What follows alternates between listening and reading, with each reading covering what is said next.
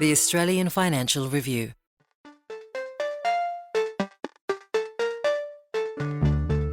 What does it take to engage an audience? Move, use your gestures, and never read. Have a framework so that you can follow frameworks of thought. You can improvise around that framework. You can use different words. You can be creative, but never open your mouth without a framework.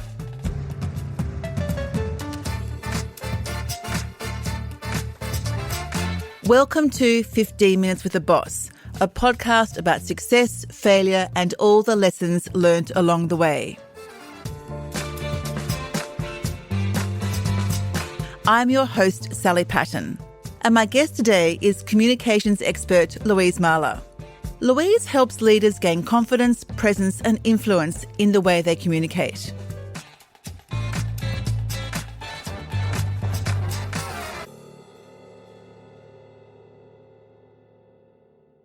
Thank you so much for coming in today, Louise. Thank you for having me, Sally. We've only got 15 minutes, so I'm going to start the clock right now. What time do you get up? What do you do in the morning? Yes, well, I get up about 6 o'clock, and I'd love to say that I go to the gym every day, but I don't. I go twice a week, and I have no discipline whatsoever, which means that I have a trainer who I go to. Because if that trainer wasn't standing there saying, "Where are you?" I wouldn't turn up. And if I did turn up, I wouldn't do the exercises. So I have someone who beats me into submission twice a week, and then I try to go myself another time and walk. And do you eat breakfast? No, I hate breakfast. I could throw up at the thought of breakfast. I have brunch. I have brunch and dinner. And what about coffee? Are you a coffee drinker? Coffee, definitely. So after the gym, it's straight to the coffee. That's my reward. My next question is about a pivotal moment in your career. Was there something that happened that changed the whole nature of what you were doing? Totally. Well, first of all, I sang opera for a decade, and I was in the Vienna State Opera. And when you sign a contract there, you sign away your life. We had to do contemporary opera. We had to go, very odd music. And I was doing an opera called Jakob Lenz, and I was playing a role where I was basically in the nude. And they were trying to make me do a sexual performance with a man. And I remember freezing in my mind and thinking, I don't want to do this anymore. I give up. That was a pivotal moment. And how did you process that performance that you just talked about and use that to move on to another whole career? The fast answer is one morning I woke up, sat upright and just went, I don't want to do this anymore. The thing is, I had a degree in econometrics. I had an intellectual interest, and there I was in the nude doing singing. It just didn't work for me. It was not satisfying in any way. And I just went, stop. Many people don't say stop. The issue there is I very much understand what it's like for people who are, say, professional sports people, footballers, or in the army or anywhere where you change career. And you have to change your identity. So I had to rebuild my identity. As an opera singer, people are fascinated in everything you do. When you're no longer doing that, nobody cares. And that was really difficult. And what did I want to do? And that took years. And basically I was looking at what other people do, and I saw someone who earned a fortune, and I was good at maths, so I went into computer programming. And I was part of the management team very quickly, and I would watch them present, and they would do the weirdest things. And I don't know quite how this will come across to your audience, but we had a general manager who every time he asked questions, he would grab for his genitals. And I just thought, what is going on here? And it fascinated me in that he didn't seem to know that he had this repetitive habit every time that he's put under stress. And the other thing was the reaction of the people watching. I seemed to be the only one who realised what he was doing. What it did to the audience was it actually just switched them off. And I could see them switching off. So they didn't raise to conscious awareness. It just switched them off. And I realised that these habitual patterns, which was something in opera and music that we worked on every day, was something that no one had any awareness of in business, and yet were critical for their credibility, for their communication. And often it's not even what you do, it's what you're doing to turn people off. So is that the moment where you thought, I can see a real career here in communications and teaching executives how to communicate? wouldn't it be fabulous if it was that clear? No, it wasn't. It was the fact that I was doing quality management at the time, and I just started to throw in my ideas into the programs that I was running. And then one day I went into our general manager and said, I've got these ideas, bringing skills from opera and awareness into business. And he said, great, Louise, tell me more about that. And I said, well, do you know, it starts with breath. I don't think anyone's realising how their stress breath is affecting their voice, the perception of others. And he goes, all right, tell me more. And then I'm like, well, do we have spatial psychology? Are we looking at the way we manage our words in a structure like a musical composition? And he said, tell me more. This went on. Finally, I finished. And he said, it was a fairly crude environment. And he said, Louise, you finished? Bring your weird shit in here again. You're out. And that was another defining moment where I thought, yeah, actually, I think that is what I want to do.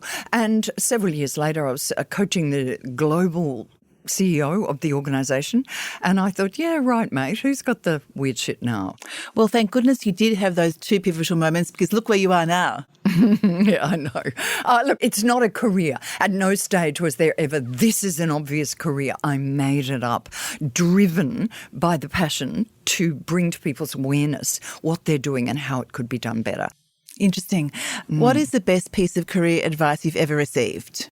Keep going. So I had a mentor in Europe who was actually a gold medalist fencer, not in terms of building fences, but the war art of fencing, and just never give up. Just attack, attack, attack, keep going.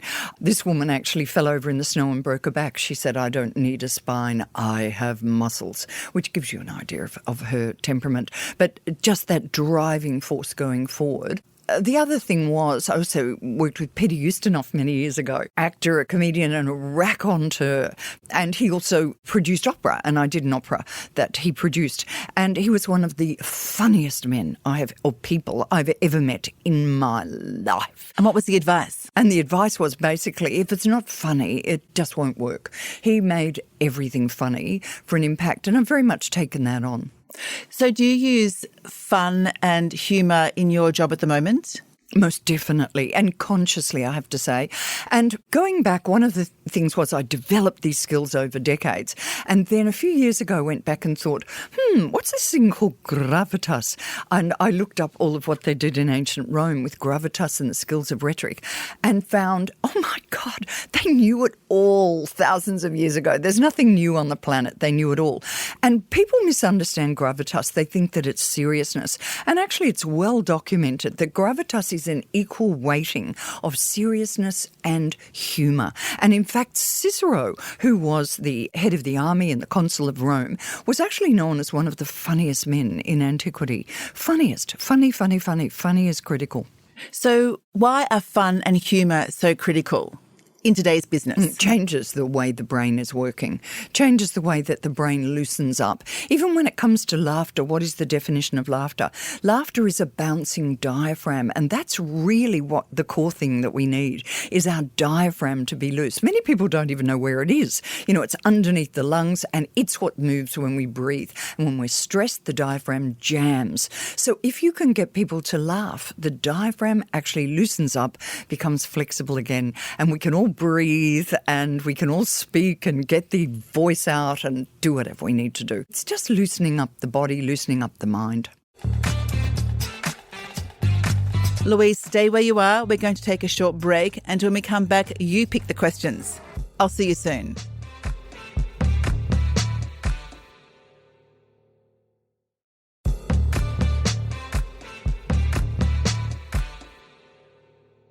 Welcome back to 15 Minutes with the Boss. I'm here with communications expert Louise Mahler. Now, Louise, in front of you is a somewhat scruffy cardboard box with about 20 random questions inside. For this next section, I'm going to ask you to pick out a question one at a time. So let's get started. And the first question is, what part of your job don't you like? Oh, no part of my job don't I like. The question I get asked a lot is, I'm in Sydney today, I'm based in Melbourne, I was in Cairns a few days ago, then I was in Brisbane, and I travel a lot. And people go, oh, what about travel? Don't you hate the travel? To which my response is, no, I love the travel. What is the point of hating the travel? I do it. I do it. I have to do it. So I have to convince myself that I love it. So if I have to do something, I love it. So I love the travel, love it. But, in reality, it's a pain in the ass. But I'd rather do that than do virtual. So why don't you do virtual training, and how do you think our communication has changed now that we are so often making presentations and talking online, particularly post-COVID? Sally, we're going down the gurgler. We're going down the gurgler when it comes to communication. First of all, I will do virtual presentations. They are really hard. I have to work like a dog because my communication tools are taken away, and most people are not working like a dog, which means that they're stopping using their hands. We've lost our hands. We've had our arms chopped off. We don't even know how to set ourselves up on the screen to have gravitas and have impact. We don't understand the branding behind us. We don't understand how to use our voice because voice has taken an extra percentage of the communication online. So people are just switching off and doing other things and multitasking. I was at an event with professional speakers and someone said, how do you make hybrid communication work? And the answer from a room full of professional speakers was, you don't. The bar is so low with communication that we seem to think that this works. It doesn't. We've got to come back to some form of connection. There's a factor X we're not recognising where we touch each other, we pulsate against each other when we're live and we're disconnecting. Look, I'm an optimist and I believe that we'll come back to that connection. So what advice then would you give to anyone who does presentations online? Don't get out. The ultimate objective of being an emperor in ancient Rome was to be seen. So you can be seen online. That is a great adjunct. But get out and touch people, connect with people other than online. Of course, there are going to be some limitations, but for many people, there aren't that limitation. I've had people who presented to boards and they're actually upstairs in a booth. They don't go downstairs. This is ridiculous. Absolutely ridiculous. No, I have heard that too, actually. Interesting. Have another fish in the box. What are the 2 or 3 key pieces of advice you would offer to clients in order to be better presenters and communicate more effectively? Yeah. Move. Everyone is standing behind a lectern. I'm burning lecterns, all of them, every single one. When I'm Queen, I'm burning them in the middle of the city. I'm going to make an event of it. It is ridiculous when our bodies communicate to people that we hide them behind a lectern, number 1. Number 2, if you don't move the body, you can't breathe. In history, people never stood still and communicated. They walked, they talked. We need to move, to breathe, to get the sound out of our body.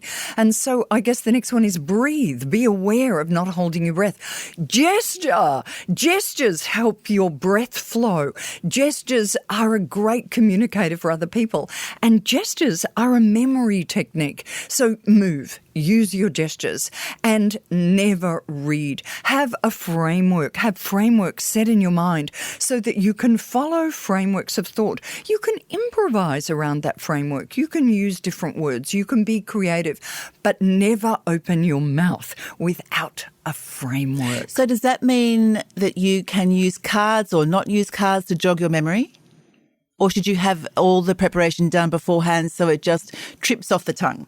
Well, the thing is, yes, get rid of the cards. Preparation is done not before an event. If you said to me right now, Louise, there's 500 people outside the door, they need a keynote, go. I'm on.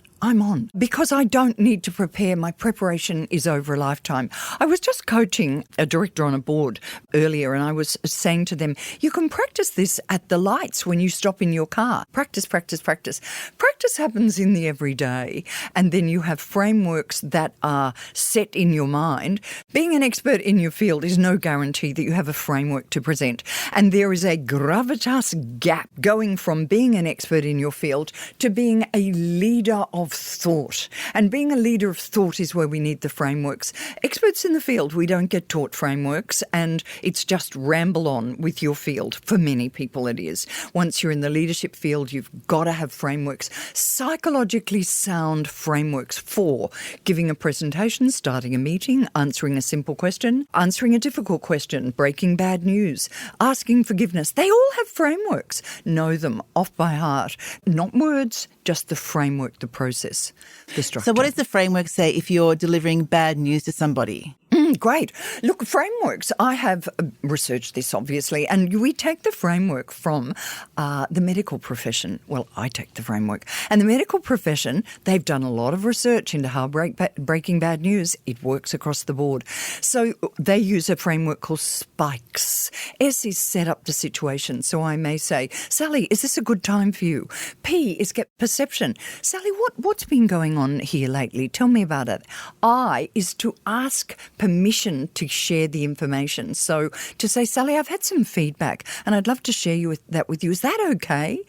That's very important. K is knowledge, give you the knowledge. Sally, some people have said, and I'm making this up obviously, that you're late for meetings and that doesn't work for them.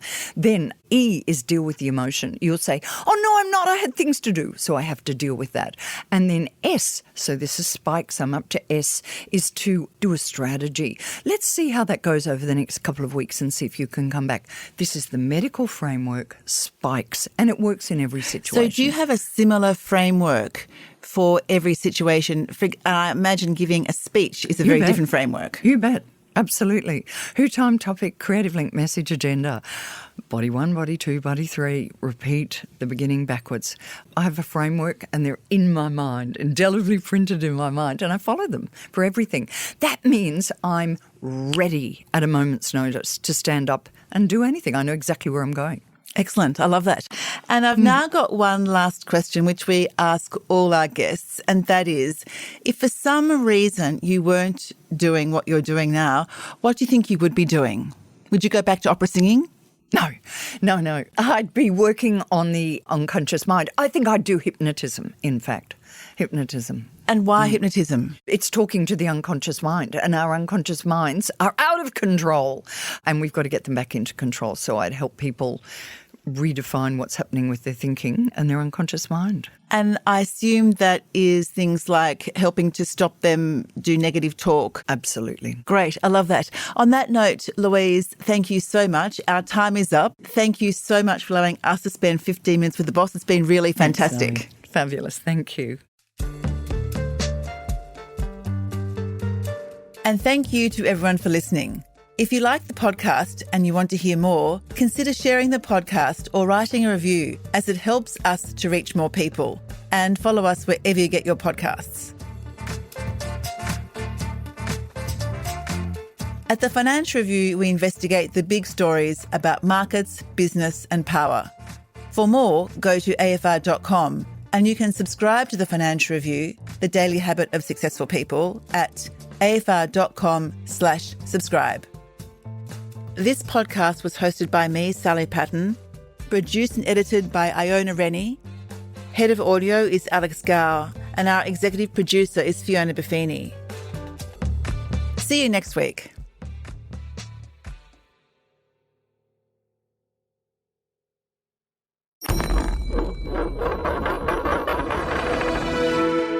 The Australian Financial Review.